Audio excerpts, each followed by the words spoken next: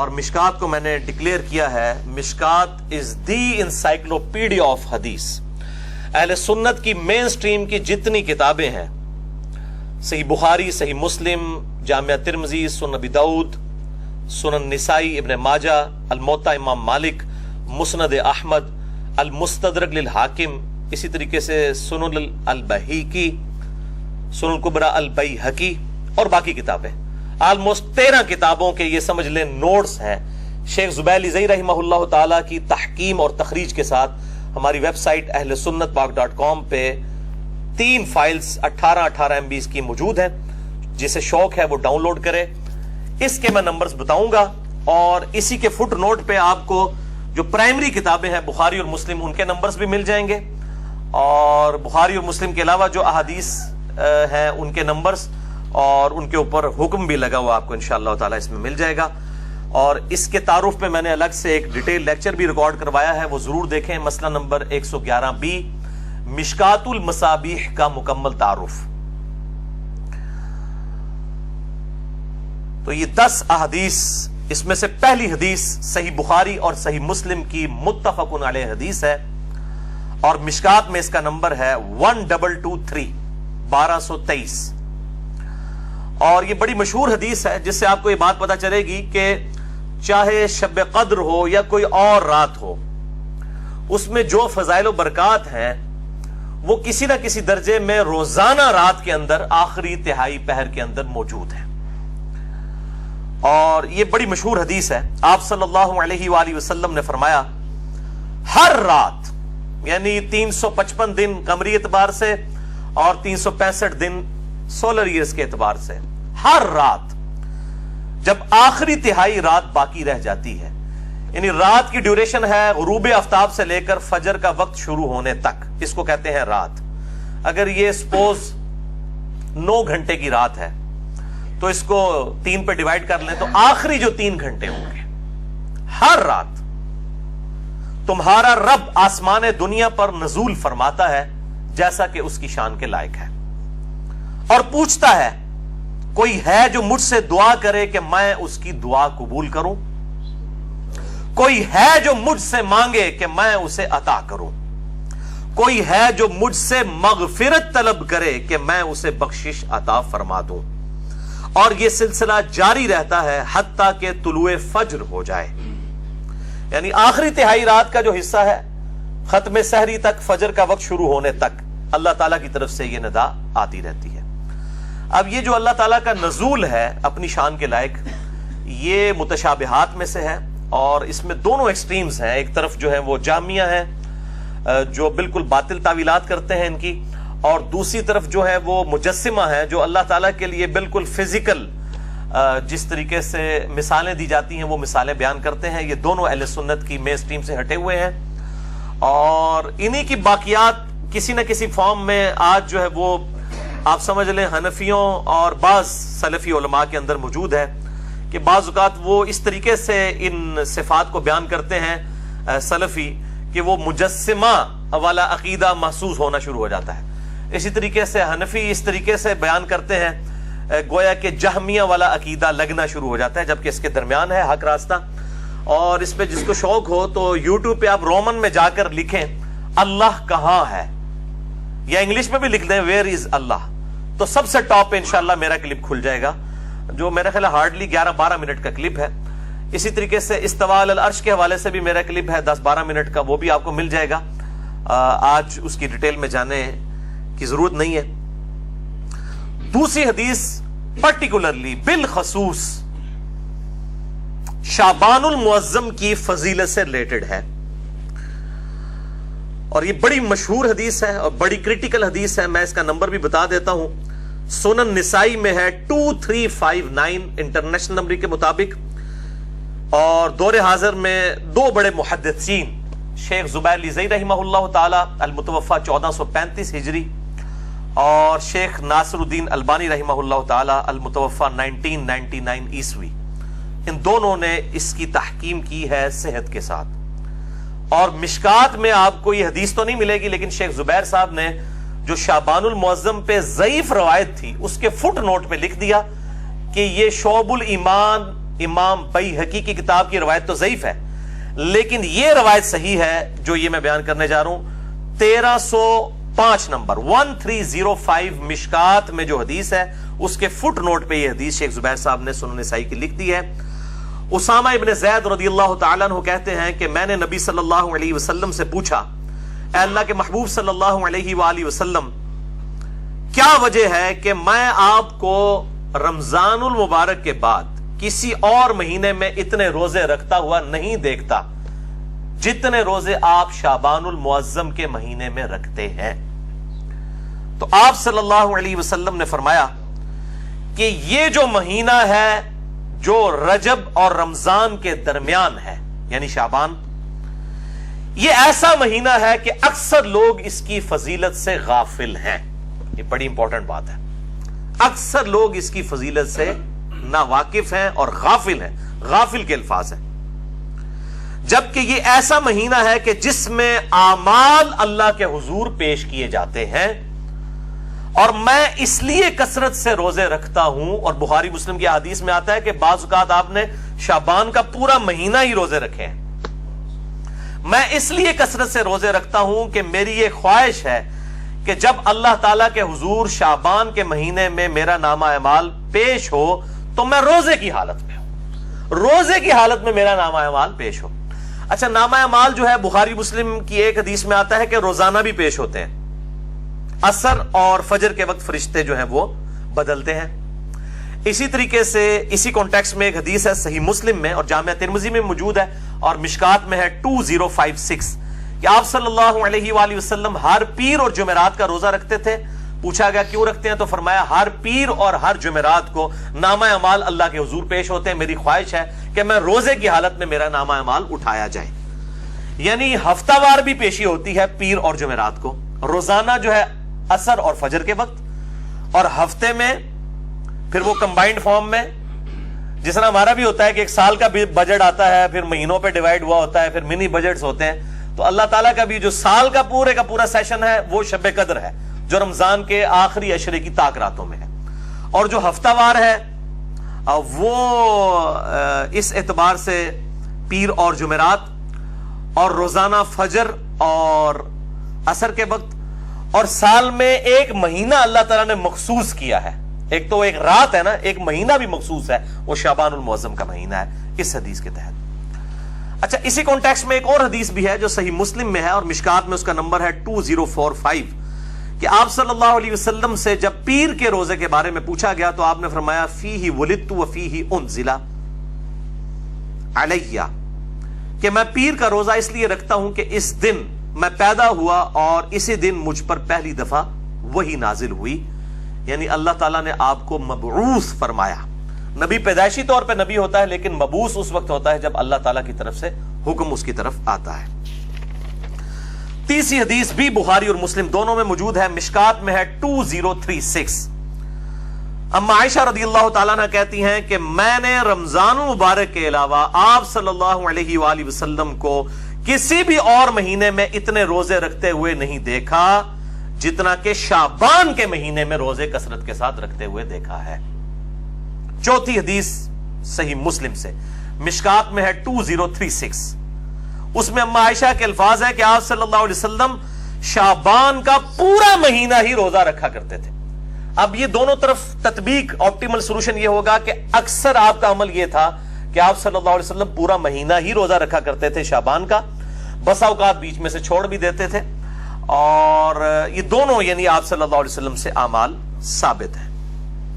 پانچویں حدیث بھی صحیح مسلم سے، آپ دیکھ لیں یہ ساری کی ساری حدیث بخاری اور مسلم سے ہیں سوائے ایک سنن نسائی والی حدیث، اور مشکات میں ہے 2046 صحیح مسلم کے ریفرنس سے کہ اما عائشہ رضی اللہ تعالیٰ عنہ کہتی ہیں کہ آپ صلی اللہ علیہ وسلم ہر مہینے 3 روزے رکھا کرتے تھے اور اس چیز کی بھی پرواہ نہیں کرتے تھے کہ وہ کن ایام میں ہوں، یعنی آپ صلی اللہ علیہ وسلم 3 روزے تو کم از کم رکھا کرتے تھے مہینے کے، ہر ہفتے میں بھی 2 روزے ہوتے تھے، وہ 8 روزے الگ ہیں پیر اور جمعرات کے، اس کے علاوہ مہینے میں 3 روزے، لیکن اس کی پرواہ نہیں کرتے تھے کہ کن دنوں میں ہوں۔ لیکن ایک عمومی عمل ہے وہ ایام 20 کا ہے، یہ 20 الپس بیضا ہم اردو میں بھی استعمال کرتے ہیں، یعنی جن دنوں میں چاند گول ہو جاتا ہے وہ ایام بیز، عربی میں بید کہلائے گا، دعاد آتا ہے اینڈ پہ، اور اردو میں بیز، با یا اور دعاد۔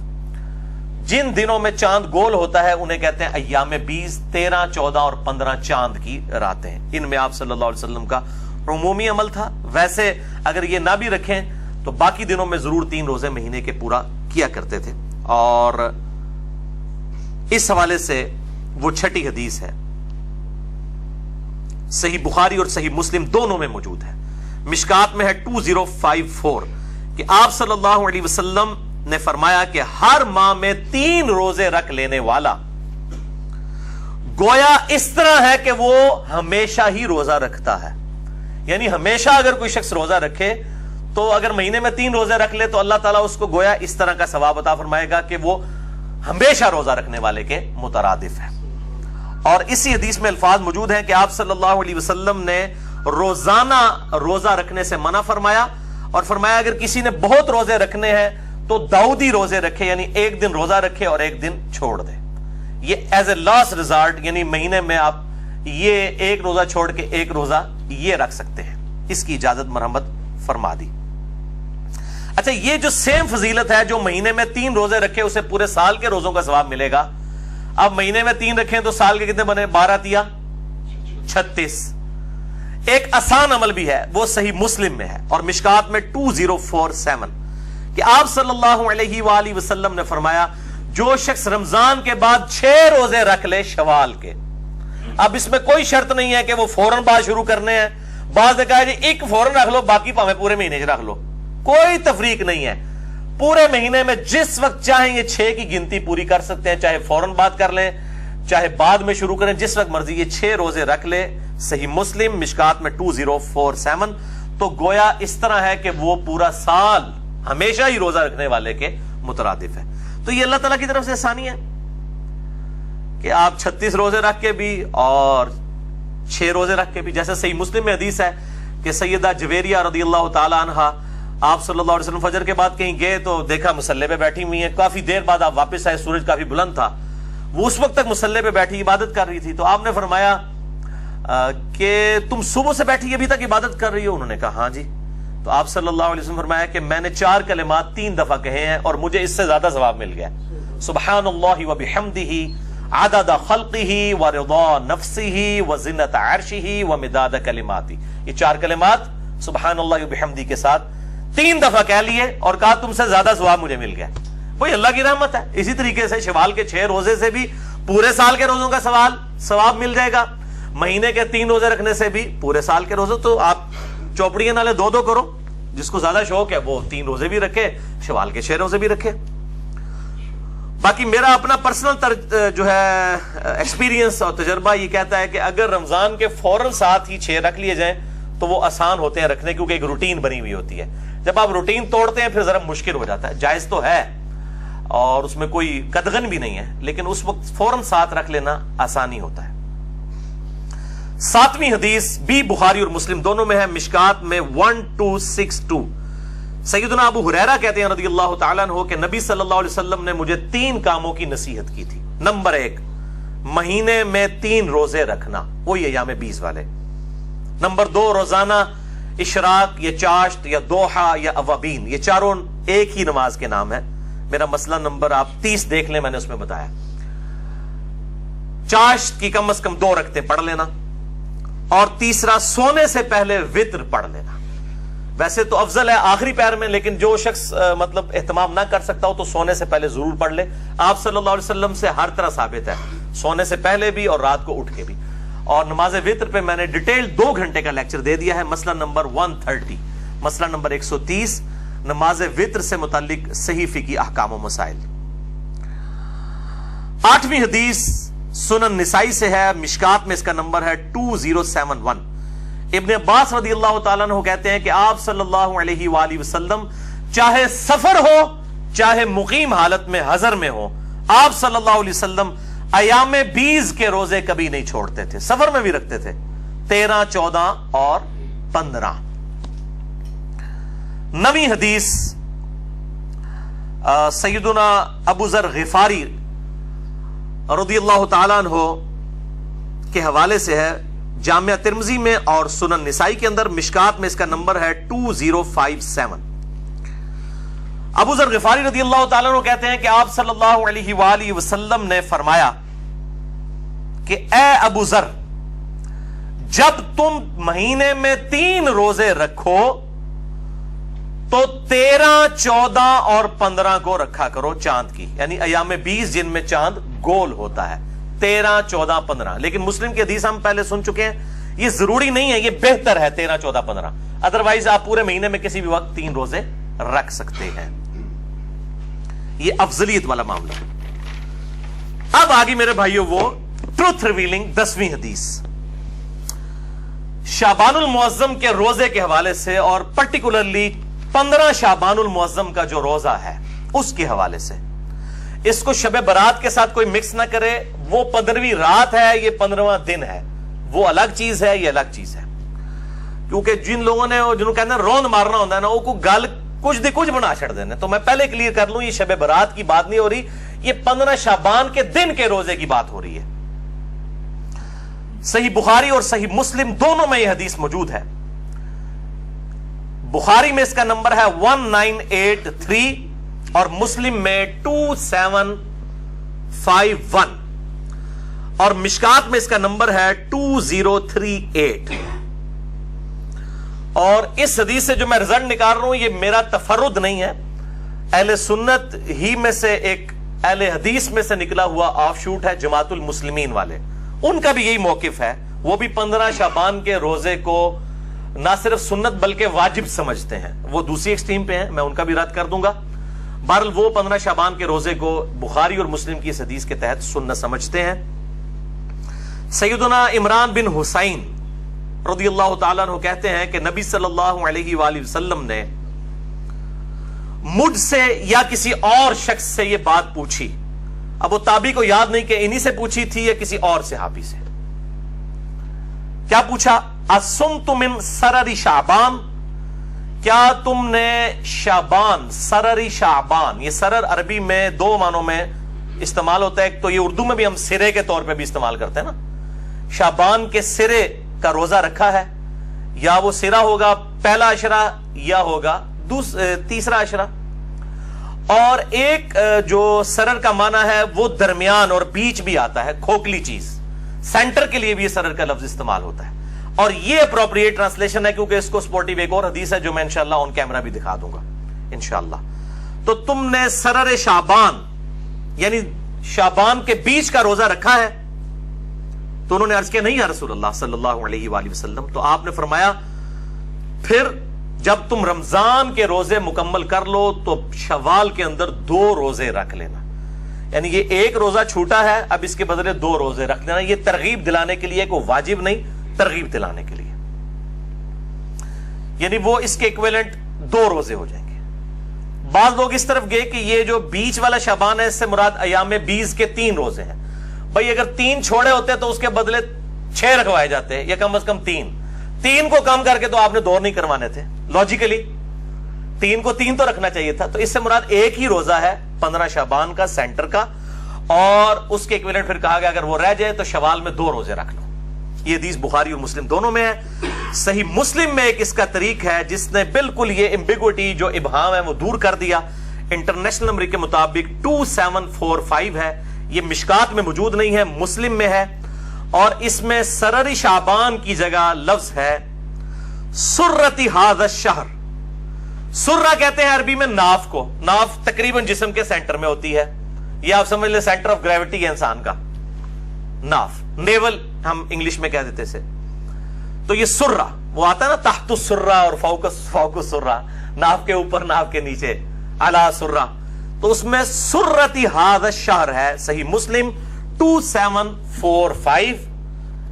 یہ حدیث میرے بھائیوں میں نے گھر میں نہیں بنائی، یہ میں سب سے زیادہ چونکہ مسئلہ اہل حدیث کو ہوگا، میں اہل حدیث کا ترجمہ ہی دکھانے لگا ہوں۔ صحیح مسلم شریف مکتبہ اسلامیہ کی چھپی ہوئی، علامہ وحید الزمان صاحب کا ترجمہ ہے، انٹرنیشنل نمبر کے مطابق یہ چھپی ہوئی ہے صحیح مسلم۔ اس میں میں آپ کو حدیث دکھا دیتا ہوں، اور اس کے اوپر امام نووی نے جو ہیڈنگز باندھی ہوئی ہیں، چونکہ مسلم کے باب امام نووی نے باندھے ہیں، المتوفا 676 ہجری، امام مسلم نے باب نہیں باندھے تھے، انہوں نے بھی اس حدیث کو لیا ہے کہ یہ شعبان کے بیچ میں جو روزہ آتا ہے اس سے ریلیٹڈ ہے، کنارے والا نہیں ہے۔ کنارے والی یہ حدیث جو ہے الگ ہے، وہ مسلم میں 2751 ہے اور بخاری میں 1983، لیکن وہ بھی پھر اس کی وجہ سے بیچ ہی معنی لیا جائے گا۔ جب 3 معنی بن رہے ہیں تو وہ ہوگا جہاں پہ سرہ کے الفاظ ہیں۔ یہ حدیث دکھا دیں جی 2745، یہ عربی بھی اور ساتھ اس کا ترجمہ بھی، جہاں پہ میری انگلیاں ہیں اسی صرف پیج کو کور کرنا ہے، ذرا بڑا کر کے نظر آئے۔ اور یہ سیم وہی حدیث ہے عمران بن حسین والی رضی اللہ تعالیٰ عنہ، یہ الگ سے کوئی حدیث نہیں، اور اس میں بھی وہی الفاظ ہیں کہ آپ نے پوچھا کیا تم نے اس مہینے کے سرہ میں روزہ رکھا ہے؟ روزے بھی کہہ سکتے ہیں، روزہ بھی، دونوں طرف جاتا ہے، لیکن روزہ والا معاملہ درست ہے کیونکہ اس کے بدلے پھر کہا گیا ہے کہ 2 روزے رکھنے ہیں اگلے طریق کے اندر جو 2751 ہے۔ تو انہوں نے کہا نہیں، تو آپ صلی اللہ علیہ وآلہ وسلم نے فرمایا کہ پھر شوال میں 2 روزے رکھنا۔ اس میں تو یہ والے الفاظ نہیں ہیں سرر والے، لیکن اس میں سرہ والے ہیں، لیکن اس میں یہ موجود ہے جب تم افطار کرو تو 2 روزے رکھنا، یعنی جب رمضان کی افطاریاں گزر جائیں تو شوال میں 2 روزے۔ تو یہ سرہ کے الفاظ ہیں، ناف کے سینٹر کے، اور یہ بالکل صحیح معنی بنتا ہے۔ اور اب سرر کا معنی شعبان کا آخری کنارہ تو ویسے نہیں لیا جا سکتا، کیونکہ شعبان کے اینڈ پہ آپ صلی اللہ علیہ وآلہ وسلم نے مخصوص کر کے روزہ رکھنے سے منع فرمایا، کیونکہ پھر رمضان کا پروٹوکول ڈسٹرب ہو جائے گا۔ جیسا کہ صحیح مسلم میں آتا ہے کہ فرض نماز جہاں پہ پڑھی ہے وہاں پہ آپ سنتیں نہ پڑھیں بلکہ بکھر کے پڑھیں تاکہ وہ پروٹوکول ڈسٹرب نہ ہو۔ اسی طریقے سے رمضان کے پروٹوکول کو ڈسٹربنس سے بچانے کے لیے کہا گیا شعبان کے آخری عشرے میں جو 2-3 دن ہیں ان کے اندر آپ نے روزہ نہیں رکھنا۔ اور ایک اور حدیث ہے جو اس کو سپورٹیو ہے، جامعہ ترمذی اور سنن ابن ماجہ میں اور مشکات میں 1974، کہ آپ صلی اللہ علیہ وآلہ وسلم نے فرمایا جب شعبان کا نصف ہو جائے تو پھر اس کے بعد روزے مت رکھو۔ اس سے بھی یہ بات پتہ چل گئی کہ وہ سرر شعبان سے مراد صرف نصف ہی لیا جا سکتا ہے، آخری عشرہ نہیں لیا جا سکتا۔ البتہ ایک ایکسیپشن ہے جو صحیح بخاری اور صحیح مسلم میں ہے، مشکات میں 1973، وہ پچھلی تھی مشکات میں 1974، یہ 1973، کہ آپ صلی اللہ علیہ وآلہ وسلم نے فرمایا تم میں جو رمضان پائے وہ رمضان سے پہلے 1 یا 2 دن جو ہے ان میں شعبان کا روزہ نہ رکھے، ہاں مگر یہ کہ جو شروع سے رکھتا چلا آ رہا ہو، یعنی جو پورا شعبان روزے رکھ رہا ہے اس کو اجازت ہے کہ وہ شعبان کے آخری دنوں میں بھی روزے رکھ سکتا ہے، لیکن کوئی مخصوص کر کے آخری 2 دنوں کے روزے نہیں رکھے گا۔ اس حوالے سے یہ بات بالکل کلیئر ہو گئی۔ تو اب اس میں فائنل کنکلوژن یہ ہوا کہ ایام 20 کے کانٹیکسٹ میں 3 روزے شعبان کے اندر تو سنت ہے، 13، 14 اور 15، اور اس میں بھی جو پرٹیکولرلی 15 شعبان کا روزہ ہے جو سرہ ہے، سینٹر ہے اس کا، جو صحیح مسلم میں ہم نے حدیث پڑھ لی 2745، اس کے تحت وہ روزہ رکھا جائے گا۔ اور جماعت المسلمین والوں کی وجہ سے مجھے یہ چیز پہلی دفعہ ایکسپلور ہوئی، پھر میں نے خود بھی تحقیق کی، اور پھر جو حدیثیں ان کے علم میں بھی نہیں تھی وہ بھی میں نے ڈھونڈ لی۔ یہ سرہ کے الفاظ والی حدیث ان کے علم میں نہیں تھی، وہ سرر والی صرف لے کے آتے تھے، ہم نے اس میں ویلیو ایڈیشن کی ہے، سرہ والی حدیث بھی ڈھونڈ دی ہے الحمدللہ۔ تو لیکن وہ کہتے ہیں یہ واجب ہے، واجب نہیں ہے، واجب تو 10 محرم کا روزہ نہیں ہے جو فرض تھا۔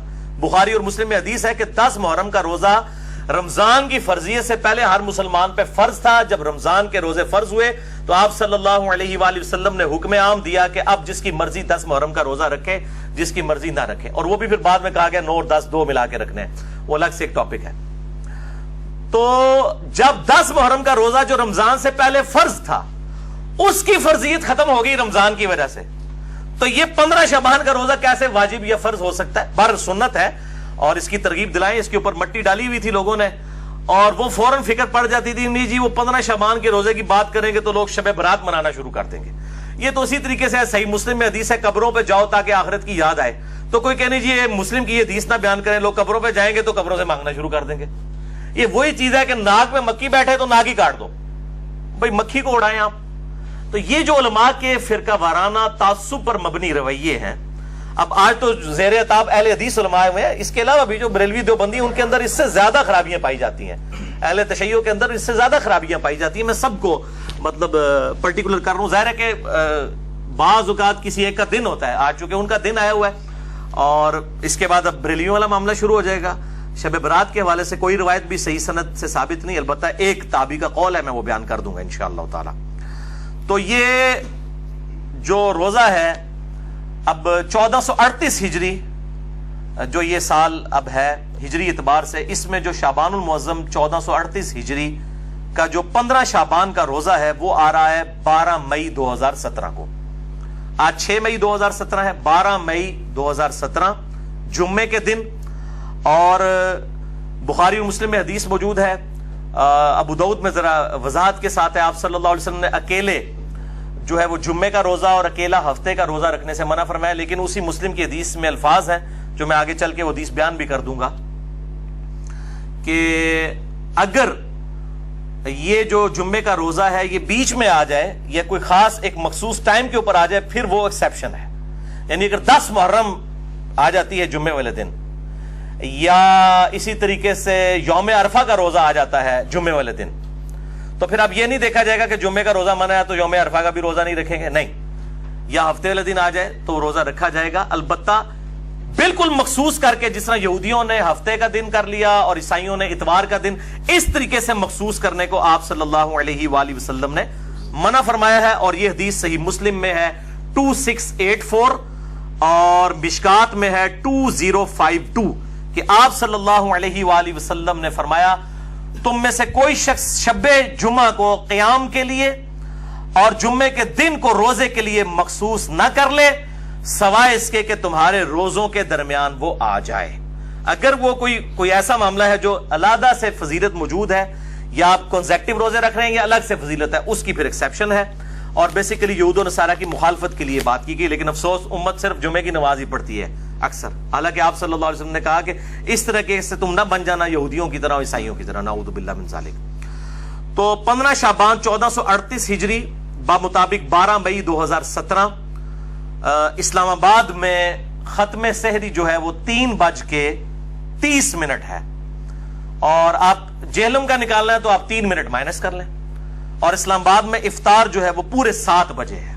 یہ دارالاسلام کا جو کیلنڈر ہے جو پرو مسلم سافٹ ویئر سے بھی آپ میچ کر لیں تو آپ کو یہی ٹائم ملے گا۔ 12 مئی 2017 کو 15 شعبان المعظم کا جو روزہ ہے رکھنا ہے انشاءاللہ تعالی، اور اس کی ترغیب بھی دلائیں، اور 13 14 15 3 رکھ لیں تو زیادہ بہتر ہے، بل 15 کا جو روزہ ہے وہ 12 مئی 2017 کو اسلام آباد میں 3:30، تو یہاں ہوگا 3:27 ختم سحری، اور افطار جو ہے وہ 7 بجے، اور یہاں پہ آپ 6:57 بن جائے گا جہلم میں۔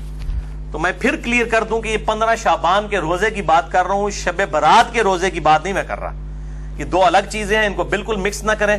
باقی پھر بھی کسی نے روند مارنا ہے تو اس کا تو کوئی علاج نہیں ہے، ہم صرف بات کھول کر بیان کر سکتے ہیں، اس کے بعد اگر کوئی بیچ میں سے ایسی چیزیں نکالنا شروع کر دے تو اس کا پھر کوئی علاج نہیں ہے، وہ پھر پبلک خود فیصلہ کر لیتی ہے کہ یہ کون سی بات صحیح ہو رہی ہے اور کون سی غلط۔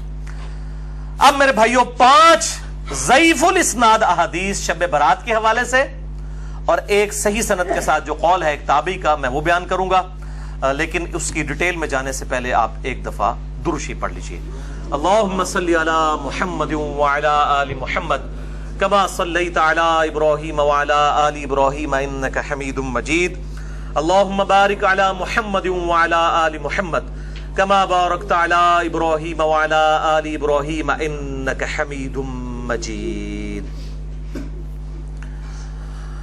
15 شعبان کی رات جسے عرف عام میں شب برات کہا جاتا ہے، چھٹکارے کی رات، حالانکہ یہ چھٹکارے کی رات دراصل حقیقت میں جو قرآن کی روح سے چھٹکارے کی رات ہے اور تقدیر کے فیصلوں کی رات ہے، وہ رمضان کے آخری عشرے کی تاک راتوں میں سے ایک رات ہے، میں انشاءاللہ اس پہ احادیث بھی بیان کر دوں گا۔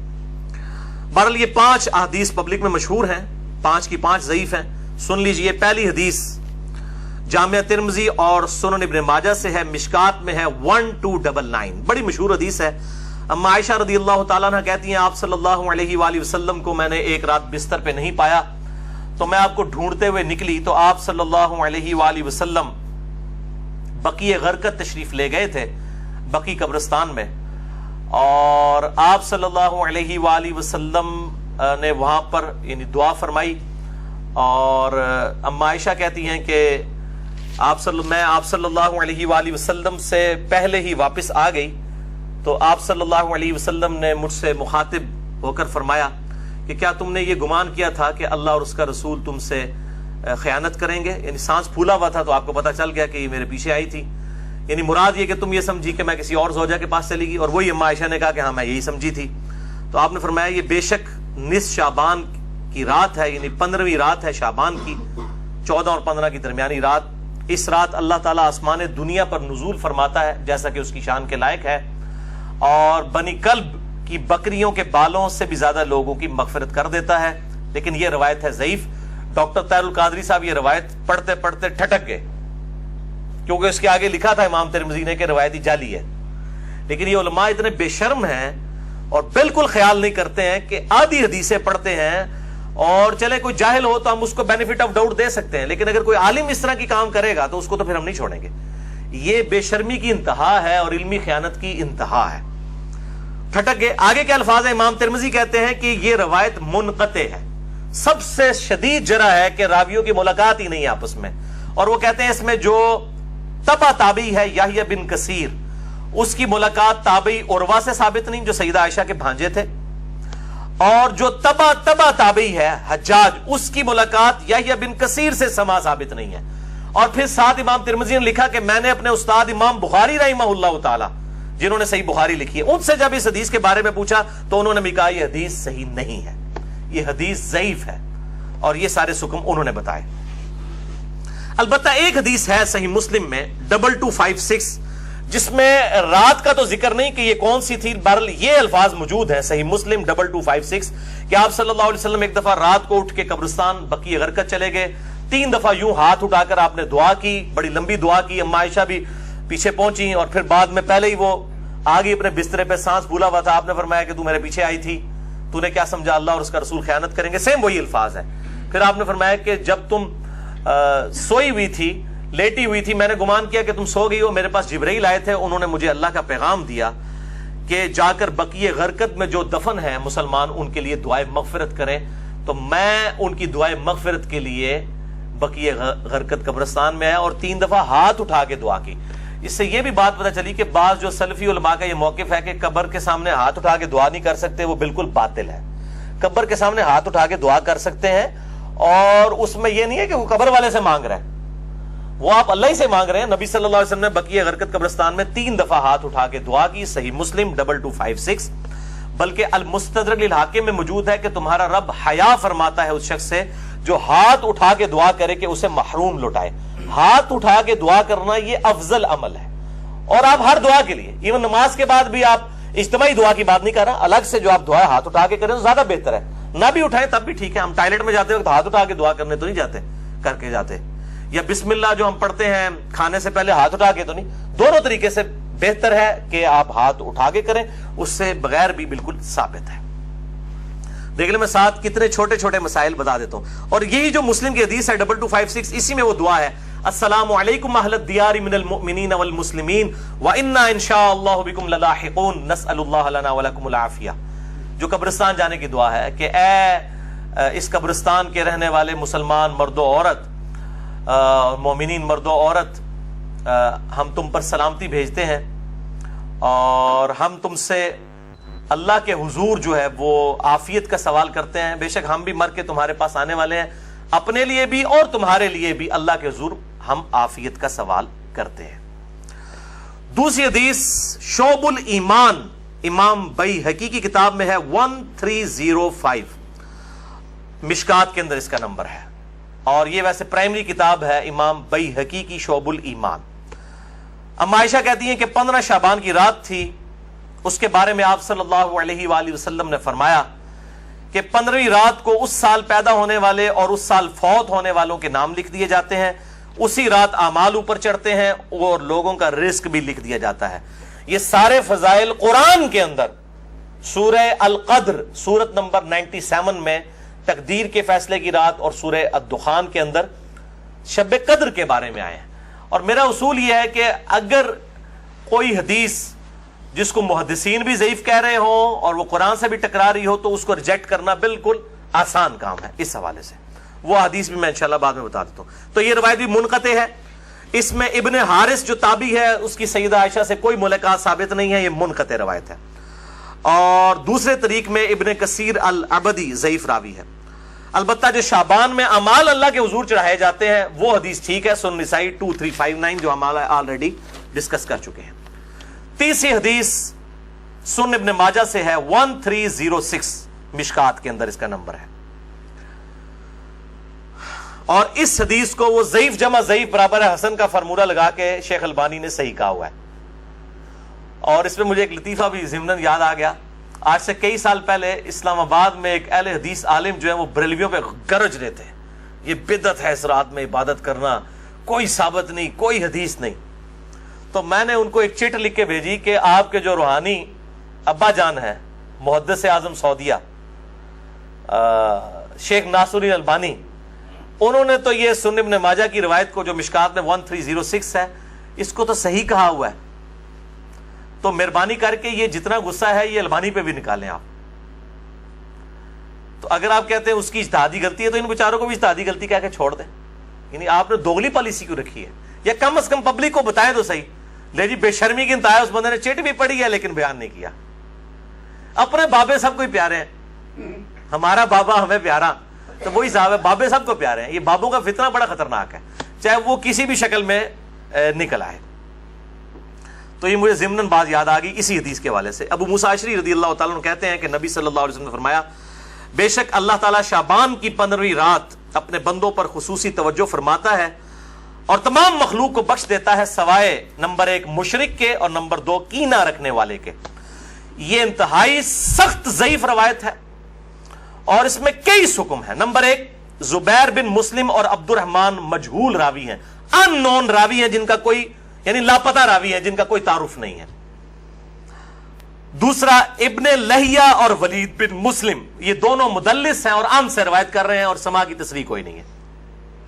اور شیخ زبیر صاحب نے مشکات 1306 کے فٹ نوٹ پہ لکھا کہ اس کی جو سند ہے یہ ظلمات میں ڈوبی ہوئی ہے، یعنی کسی صورت ہی حسن درجے تک نہیں پہنچتی ہے. یہ تو ضعیف میں بھی سخت ترین ضعیف روایت ہے.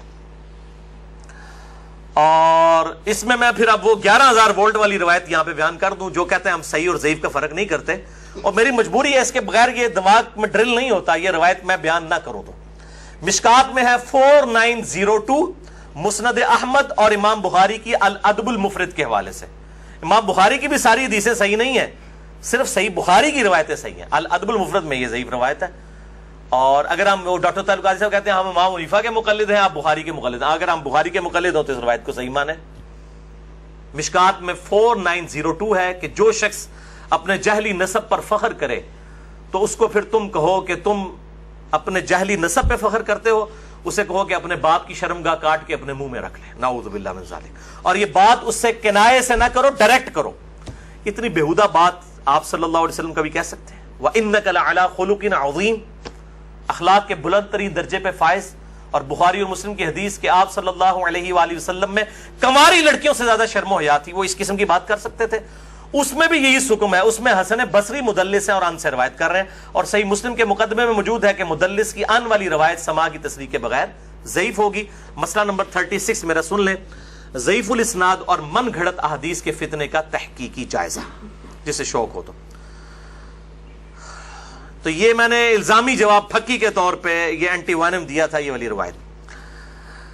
چوتھی حدیث مسند احمد سے ہے، مشکات میں ہے 1307 عبداللہ ابن عمر بن عاص، سیم الفاظ ہیں وہی کہ 15ویں رات کو سب کی مغفرت ہو جاتی ہے، لیکن اس میں الفاظ ہیں سوائے خودکشی کرنے والے کے اور کینہ رکھنے والے کے. لیکن اس میں ابن لہیہ جو ہے وہ مدلس، اس میں تو نہیں ہے، ویسے وہ مدلس راوی ہیں، لیکن اس میں ان کی یہ روایت اختلاط کے بعد کی ہے، یعنی جب ان کا حافظہ بگڑ گیا تھا.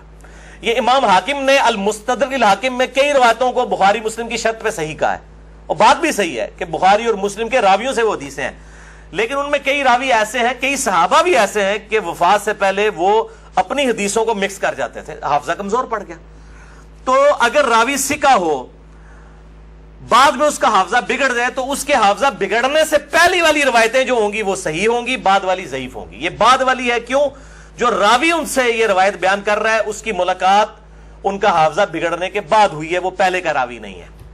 اسی وجہ سے امام حاکم کی کئی روایتیں جن کو وہ بخاری اور مسلم کی شرط پہ صحیح کہتے ہیں وہ ضعیف ہو جاتی ہیں. یہ میں آپ کو ٹیکنیکل پوائنٹ بتا رہا ہوں. وہ حضرت آدم کی توبہ قبول ہونے والا جو واقعہ ہے نبی صلی اللہ علیہ وآلہ وسلم کے وسیلے سے، مسئلہ نمبر 43 میں بھی میں نے بتایا ہے، وہ روایت جو ہے وہ امام حاکم نے تو بخاری مسلم کی شرط پہ صحیح کہا ہے، لیکن وہ روایت تو ضعیف ہے اور سخت ضعیف روایت ہے. تو یہ چیزیں خیال رکھی جائیں. اور یہاں پہ میں ایک ضمناً اور بات بھی عرض کر دوں کہ یہ اہل تشیع کے ہاں بھی شعبانیہ منایا جاتا ہے 15 شعبان کی رات کو. وہ شب برات نہیں منا رہے ہوتے ہیں، وہ امام محمد بن حسن عسکری کا یوم ولادت مناتے ہیں.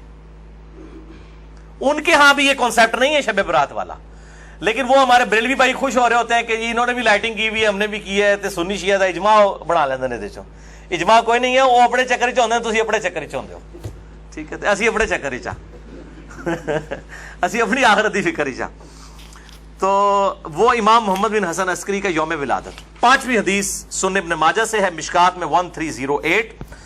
مولا علی رضی اللہ تعالیٰ عنہ علیہ السلام سے ہے کہ جب شعبان کی 15ویں رات ہو تو آپ صلی اللہ علیہ وسلم نے فرمایا دن کا قیام کرو، رات کا قیام کرو، دن کا روزہ رکھو. اب دن کا روزہ الگ سے صحیح مسلم وہ 27 جو 45 نمبر حدیث تھی اس سے ثابت ہے. اس کی وجہ سے میں نہیں، وہ الگ سے، کیونکہ غروب آفتاب سے طلوع فجر تک آسمان دنیا پر اللہ تعالیٰ نزول فرماتا ہے اور کہتا ہے کوئی مغفرت کا طالب کہ میں اسے بخش دوں، ہے کوئی رزق مانگنے والا کہ میں اسے عطا کروں، ہے کوئی عافیت چاہنے والا کہ اسے عافیت دوں. اور یہ سلسلہ طلوع فجر تک حتی مطلع الفجر، وہ جو سورہ قدر میں شب قدر کے بارے میں آتا ہے، یہ وہی الفاظ ہیں. یہ روزانہ ہوتا ہے، تہائی رات آخری جب رہ جاتی ہے. بخاری مسلم کے حوالے سے میں حدیث بیان کر چکا ہوں. تو 15 شعبان کا روزہ جو ہے وہ معاملہ بالکل الگ ہے.